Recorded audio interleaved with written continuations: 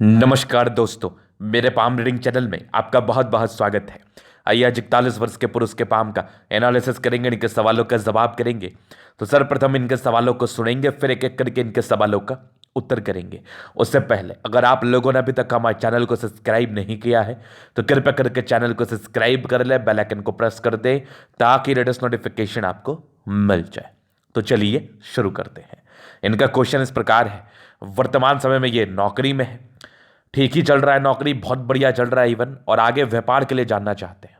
एक इनिशिएटिव अपने तरफ से लेना चाहते हैं कि क्या ये व्यापार कर सकते हैं और व्यापार करने के बाद क्या स्थितियां रहेंगी, क्या परिस्थितियां रहेंगी, क्या इनके लिए सही रहेगा अथवा नहीं रहेगा, इस विषय पर इनको जानना है।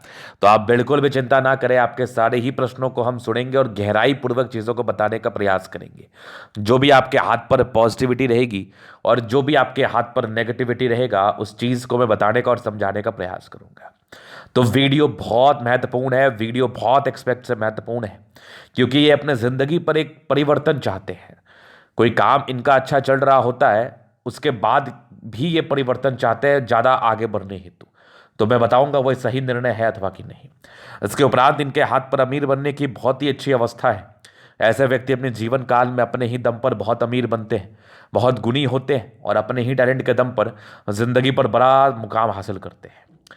तो आज की वीडियो से ना इस बात को भी मैं गहराई पूर्वक बताने का और समझाने का कोशिश करूंगा। तो आप जिंदगी पर अगर सफल होना चाहते हैं तो आपके हाथ पर भी ये अवस्था होगी, तो आप जिंदगी पर सफल हो सकते हैं। वीडियो को गहराई पूर्वक समझें। बेसिक्स कंसेप्ट पर मैं बात करूंगा, बेसिक चीज़ों पर मैं बात करूंगा। तो सबसे पहले मैं पॉजिटिव चीज़ को देखना चाहूंगा। पॉजिटिविटी में इनके हाथ पर ना कुछ प्रगति की रेखा मुझे जरूर दिख रही है। ये सारी प्रगति की रेखा है, जहां पर से जातक की जिंदगी पर प्रगति एवं तरक्की होती है। उसके उपरांत इनकी ये रही भाग्य रेखा, जो कि भाग्य रेखा एक समय के बाद दिख रही है, लेकिन बढ़िया दिख रही थी। और आगे जैसे मैं थोड़ा चला, यहां से भी मुझे एक भाग्य रेखा दिखी और कुछ एक स्क्वायर जैसी आकृति के साथ। अगर मैं ठीक से इसको देख रहा हूं तो ये त्रिभुज जैसी आकृति यहां पर है, और यहां पर एक जैसी रेखा और भी जुड़ रही है। तो दो त्रिभुज एक स्क्वायर का निर्माण कर रही है, प्रॉपर एक स्क्वायर का ये निर्माण कर रही है। इसके बाद जैसे मैं आगे गया तो यहाँ पर से ही मुझे कुछ आपकी भाग्य रेखा के ब्रांचेस दिखे, जो कि भाग्य के धनी व्यक्ति के हाथ पर ही ऐसी अवस्था देखने को मिलती है। यहाँ से ये भाग्य रेखा के ब्रांचेस शुरू हुए, ये वाली, और यहाँ भी भाग्य रेखा दिख रही है मुझे। तो जितनी ज़्यादा हाथ पर भाग्य रेखा हो, जितनी ज़्यादा क्लैरिटी के साथ हो, उतना ज़्यादा अच्छा माना जाता है। उसके उपरांत एक बढ़िया सूर्य रेखा दिख रही है, ये वाली। मैं फिर से आपको दिखाऊं तो ये वाले सूर्य रेखा ये देख लो, यहाँ से सूर्य रेखा देख लो, दो दो सूर्य रेखा हाथ पर है। लाइन ऑफ एजुकेशन बहुत कमाल है। और एक बुद्ध रेखा इनके हाथ पर बन रही है। अगर बुद्ध रेखा को ठीक तरीके से देख रहा हूं तो ये रेखा यहाँ पर आके जुड़ी है, फिर एक यहाँ से आके निकली है। तो थोड़ा ये आगे बढ़ जाती तो बेहतर रहता, थोड़ा ये इससे जुड़ जाती तो और बेहतर रहता, लेकिन बन रही है और बनने वाले कंडीशन में है, पॉजिटिविटी है। इसके उपरांत जुपिटर पर इनका कुछ स्क्वायर जैसा आकृति, ये जितने स्क्वायर्स बृहस्पति पर आपके होते हैं, ये आपके 32 से 36 वर्ष की आयु के बाद जिंदगी पर सेटलमेंट को बताते हैं, जिंदगी पर तरक्की को बताते हैं। तो इस एवज में जिंदगी पर तरक्की एवं सेटलमेंट जरूर होता है। इसके उपरांत एक बहुत बढ़िया मंगल रेखा है। तो लाइंस के एवज में इनकी यही पॉजिटिविटी थी, जो कि बेहद शानदार रूप से हथेली पर अवस्थित थी, जहां पर से जातक की जिंदगी पे तरक्की अवश्य होता है। तो ये तो लाइंस के एवज में पॉजिटिविटी थी, कोई बहुत ज़्यादा भी रेखाएं नहीं है, जितनी रेखाएं हैं संतुलित होकर हथेली पर अवस्थित है, जहां पर से जातक अगर प्रयास करे तो सफल होते हैं। तो ये तो केवल लाइंस की पॉजिटिविटी थी। लाइंस के साथ साथ आपके प्लैनेटरी कंडीशंस भी अच्छे होने चाहिए, आपके प्लैनेट्स भी अच्छे होने चाहिए। अगर आपके ग्रह अच्छे हैं तो ये बहुत ज़्यादा खुशी की बात होती है। तो अगर मैं इनके प्लैनेटरी कंडीशंस के हिसाब से बात कर लूँ तो शुक्र इनका काफ़ी बढ़िया है अगर मैं देख रहा हूँ तो, और दोनों मंगल इनका काफ़ी ज़बरदस्त है। सन मरकरी भी ठीक है, चंद्रमा, मतलब मैक्सिमम प्लैनेट्स ठीक कंडीशंस में है। और जब लाइंस अच्छे हों, प्लैनेटरी कंडीशंस अच्छे हों, मैक्सिमम प्लैनेट्स अच्छे कंडीशंस में हो, तो ये राज्यों कारक अवस्था को तो बताती ही है। मतलब जातक की जिंदगी बड़ी अच्छी रहती है, राजाओं के समान बीतती है, अच्छी बीतती है। ये इस बात का कहीं ना कहीं परिचय जरूर कराती है। तो ये तो पॉजिटिविटी है। और अगर आपके हाथ पर भी अच्छी मनी ट्रायंगल हो, भाग्य रेखा अच्छी हो, सूर्य रेखा अच्छी हो, प्लैनेट्स अच्छा हो, मेन चीज़ होता है प्लैनेटरी कंडीशंस, अगर वो आपके अच्छे हों तो फिर तो कोई दिक्कत ही नहीं है, फिर तो कोई समस्या ही नहीं है, फिर तो ज़िंदगी पर तरक्की तय है। ये तो किसी पेपर पर आप साइन करा लो हमारे से, इसमें कोई संदेह वाली बात नहीं है। तो ये इनकी पॉजिटिविटी थी। लेकिन हम केवल पॉजिटिव चीज को देख के आश्वस्त हो नहीं सकते, ना आश्वस्त कर सकते हैं। हमें पॉजिटिविटी के साथ साथ नेगेटिविटी को भी देखना जरूरी होता है, क्योंकि नेगेटिव चीज भी ज्यादा मायने रखता है ना, कि अगर आपके हाथ पर कोई नेगेटिविटी है, कोई बड़ा इन्वेस्टमेंट कर लिया तो नुकसान भी हो जाता है। तो हमें नेगेटिव चीज को भी देखना और जानना समझना बहुत जरूरी होता है। तो नेगेटिविटी में ऐसा क्या दिख रहा है इनके हाथ पर? तो नेगेटिविटी बेशक इनके हाथ पर है। जैसे देखो, ये यहां पर से बृहस्पति पूरी दबाव में है। तो जब बृहस्पति दबाव में हो, शुरुआती दौर में स्ट्रगल, पारिवारिक समस्याओं, वैवाहिक जीवन में मतभेद की स्थिति, ये इस बात का परिचय कराती है। लोग धोखा देते हैं या धोखा मिलता है। बड़े कार्य में अगर आप अपने आप को सम्मिलित करते हैं बृहस्पति के उपाय किए बिना, तो भी समस्याओं को योग को ये बताता है। तो ये तो एक नेगेटिविटी बहुत बड़ी हो गई। तो इसका उपाय करके ही किसी भी प्रकार के व्यापार में आप इन करें। चूंकि बृहस्पति सपाट दिख रही है तो ये एक बहुत बड़ी नेगेटिविटी है। हाँ, कुछ चिन्ह डेवलप्ड कर रहे हैं इस बृहस्पति पर, जैसे स्क्वायर जैसी आकृति हो गई, तो ये सब चिन्ह कहीं ना कहीं सपोर्ट करेगा, लेकिन प्लैनेट्स के दबाव को ये उभार में कन्वर्ट नहीं कर पाएगा। तो इसके लिए कुछ रेमेडी होता है, जो कि आपके कुंडली को देखने के बाद ही इसका डिस्कशन करके रेमेडी किया जाता है। तो मैं यही सलाह दूंगा, किसी भी प्रकार के इनिशिएटिव को लेने से पहले, किसी भी प्रकार के इन्वेस्टमेंट को करने से पहले, चाहे आपका माइंड इन्वेस्ट हो या आपका मनी इन्वेस्ट हो, बहुत ज़रूरी है कि एक बार जुपिटर का आकलन कर ले, इसके गहराई को समझ ले, इसकी स्थिति को समझ ले अपने कुंडली के हिसाब से भी, और जो सार्थक उपाय इसके लिए निकल के आए उसको करके ही किसी भी प्रकार का इन्वेस्टमेंट करना उचित रहता है।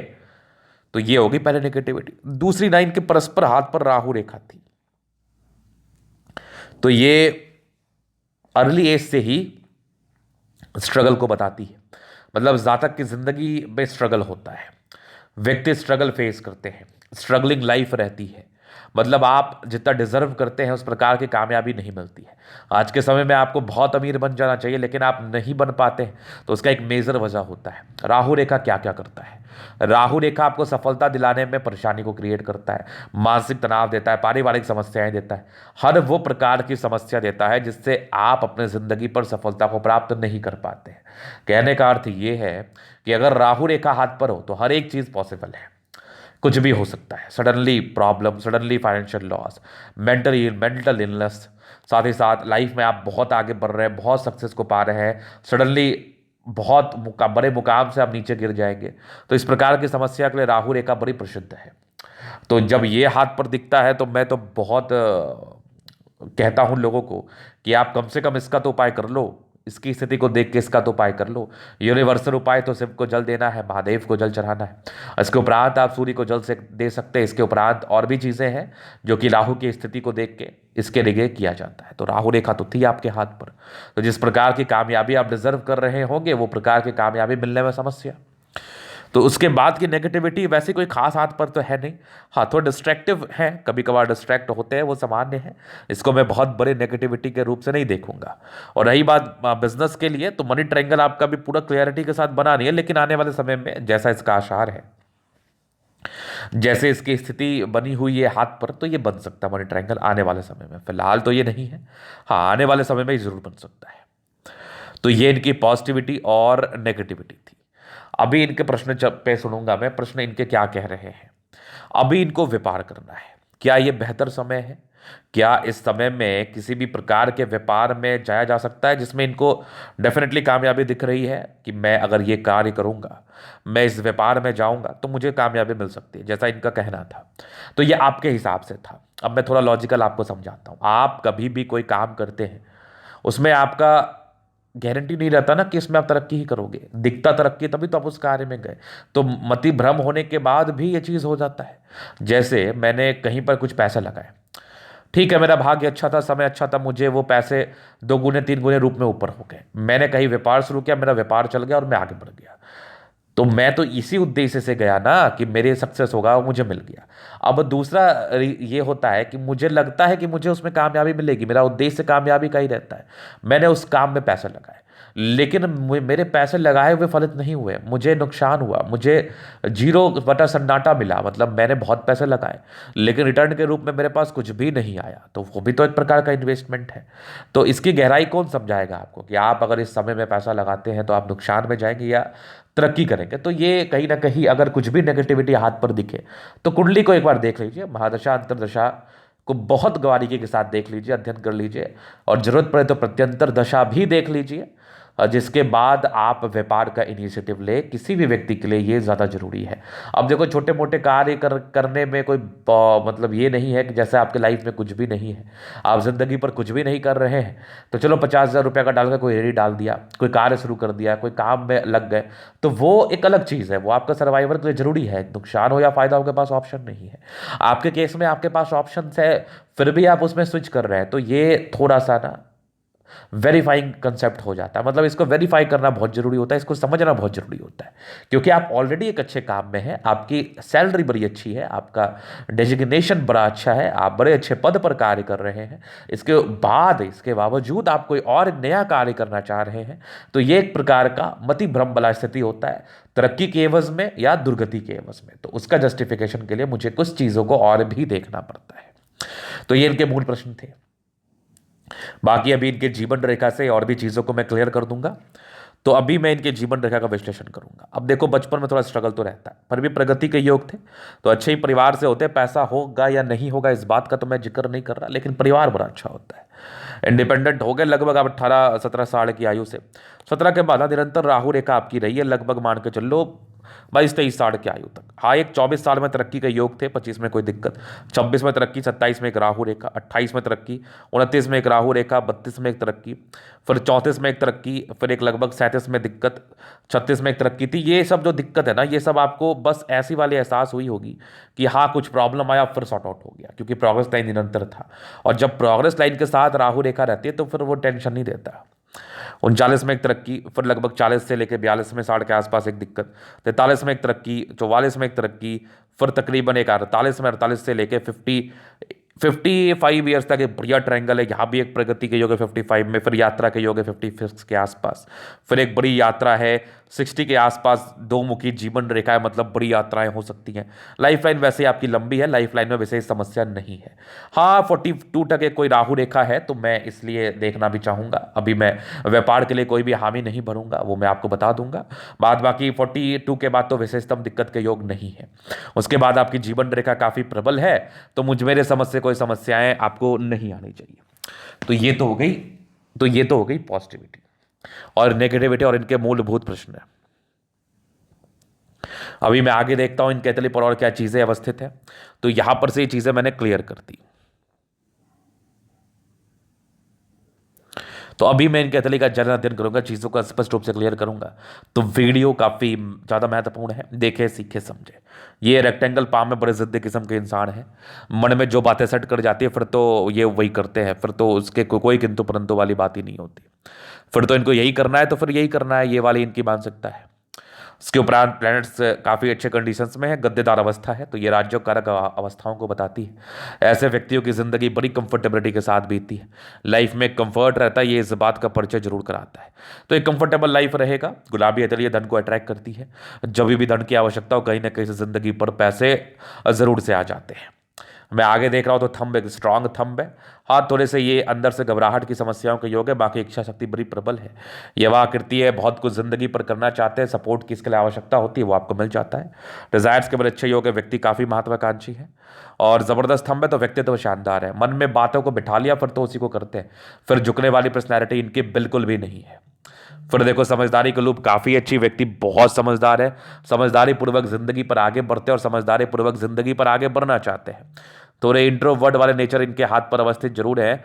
ऐसे व्यक्ति सबसे घुलना मिलना पसंद नहीं करते, कम बातचीत करना पसंद करते हैं और अपने काम से मतलब रखते हैं। फिंगर के बीच में गैप है तो ये थोड़े खर्चीले प्रवृत्ति का परिचय कराता है, अपने ऊपर ही करेंगे, फालतू के पैसे खर्चे भी ये नहीं करते हैं। ये टिंड कर रही अच्छी धार्मिक आस्था है, ये छोटी ये बड़ी इंसान काफ़ी मेहनती है और सन और सैटर्न फिंगर के अटैचमेंट है, तो ये हिम्मत के साथ साथ मेहनत का कॉम्बिनेशन है। लाइफ में सक्सेस को ये बताता ही बताता है। बुध फिंगर आपके लगभग फर्स्ट पेरेंट्स तक है, तो कम्युनिकेशन स्किल वाइज भी बहुत प्रबल है। ऐसे व्यक्तियों की वाक पटुता काफ़ी अच्छी होती है, चीज़ों को गहराई पूर्वक समझते एवं समझाते हैं। बृहस्पति पर यहाँ से दबाव, थोड़े धोखे के योग भी थे, तो संभल के रहना। बाकी ये सब लाइन से जो परोपकारी रेखा है और कुछ स्क्वायर यहीं पर से बना हुआ है, तो ये दर्शाता है कि ऐसे व्यक्ति 32 के बाद एक अच्छी जिंदगी बिताते हैं। ये प्रॉपर स्क्वायर ये वाले देख लो, यहाँ पर से देख लो, ये वाले देख लो, और ये सब प्रोग्रेस लाइन थी आपके हाथ पर, ये सब परोपकारी रेखा है। यहाँ से दबाव है तो व्यक्ति मेहनती है, बाकी ज़बरदस्त आपकी भाग्य रेखा जिंदगी के लास्ट तक है, तो भाग्य का पूरा साथ, पूरा विकास। उसके बाद देखा जाए तो लाइन ऑफ एजुकेशन बहुत कमाल, जातक बहुत समझदार प्रवृत्ति के हैं, और यहाँ पर से दो दो सूर्य रेखा इनके हथेली पर अवस्थित है। तो ये सूर्य रेखा बताती है कि ऐसे व्यक्ति 100% बहुत कम मेहनत में सफलता को देखते हैं और ज़्यादा गुणी होते हैं, अपने गुण के दम पर जिंदगी पर आगे बढ़ते हैं। तो डिस्ट्रैक्शंस के योग आपके हाथ पर जरूर थे। इसके उपरांत यहाँ पर से कुछ एक त्रिभुज है जो कि आपके 45वें वर्ष के बाद है, ये भी प्रॉपर्टी के सुख को बताता है। थोड़ी मूड स्विंग की प्रॉब्लम्स रहती है इस केस में, इंसान का माइंड चेंज होता है पैतृक संपत्ति का साथ। सनमर के अच्छे बुद्धि विवेक से कार्य करते हैं, दिमाग तेज है, जिंदगी पर हमेशा आगे बढ़ने के लिए प्रेरित होते हैं। ये हल्की फुल्की लाइन्स है, इसके कोई विशेष साइड इफेक्ट नहीं आने चाहिए।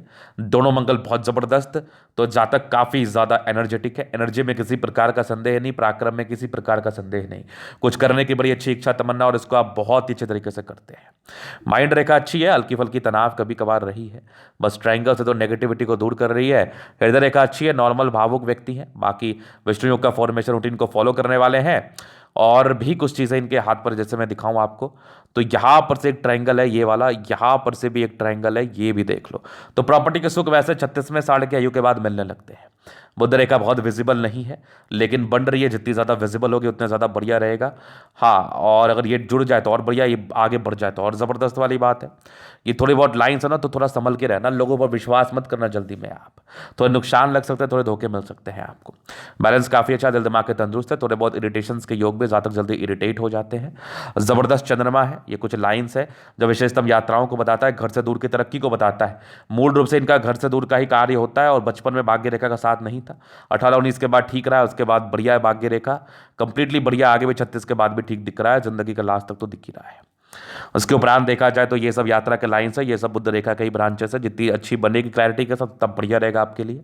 जबरदस्त जीवन रेखा, आयु दीर्घायु है, मंगल रेखा भी ठीक है, बचाव करती है, प्रॉपर लग्जरी के लाइन से जातक को लग्जरियस सुख मिलता है। थोड़े स्ट्रेस के लाइन तो थे, ये थोड़े हल्के फुल्के स्ट्रेस को बताते हैं। बाकी मनी मैनेजमेंट प्रबल है, जब भी पैसा चाहिए आ जाता है। शुक्र काफ़ी प्रबलतम अवस्था में शादी के बाद की भाग्योदय को दर्शाता है, जिंदगी बड़ी अच्छी रहती है शादी के बाद। थोड़े स्ट्रेस के लाइन है, इंसान सोचते ज़्यादा है। बाकी मंगल प्रबल है, कुछ ही समय के लिए सोचेंगे, फिर अपने काम में ध्यान दे देंगे। तो मंगल शुक्र भी इनका बढ़िया है, तो वैसे कोई दिक्कत वाली बात है नहीं, आगे की जिंदगी भी बेहतर है। तो ये था इनका तरीका पूर्णतः विश्लेषण। अगर आपको हमारा ये वीडियो पसंद है, लाइक कर दे, कमेंट करें, सब्सक्राइब कर दे। अगर आप व्यक्तिगत रूप से मेरे शास्त्र का दिखा के सही जानकारी पाना चाहते हैं, हमारा व्हाट्सएप नंबर डिस्क्रिप्शन में मिल जाएगा, लेके आप संपर्क कर सकते हैं। धन्यवाद।